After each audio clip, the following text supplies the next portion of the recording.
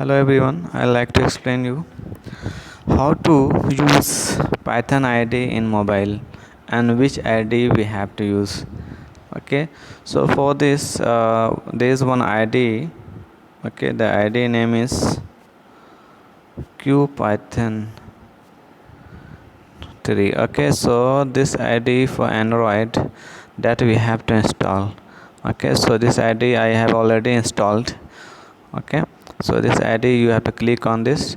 Since I have installed this IDE, so it is showing okay open option. So let me display. So when you after installation, when you tap on this application icon, this window will be displayed. Okay, so how to execute in this okay Python programming. So for this screen, this console, when you click on the console, okay, so for executing one line statement you can type here, like if I want to print something, let me print my name. Okay, so if I want to print, and if you want to print anything within quotes, you have to write no and press this is the enter symbol, enter. Okay, so this way we can print and we can display.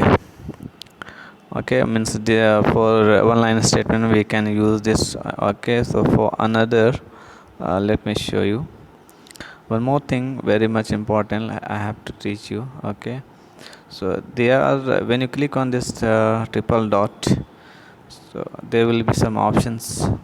When you click on preferences, okay, so from here this is the setting part. Here you can set according to your requirement and desire. So font size I have set 16 point.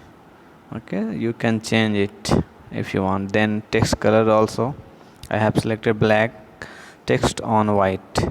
Okay, so any text you can let me change. Okay, white text on blue. Okay, so these two changes you have to make according to your desire. Okay, now it is displaying blue background with white text.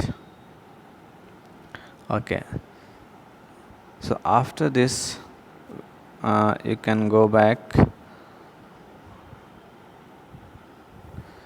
and there is editor. When you click on editor, my dear, okay, so I have typed one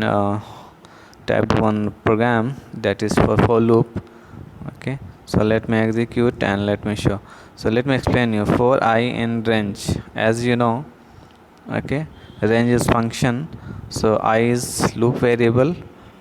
Okay, so the I value it will start fetching from range. As you know, if within range, if you specify only one value, so I have specified 10, so it will print from 0 to 9. Okay, so the last value will not be printed, as you know. Okay, according to syntax of range.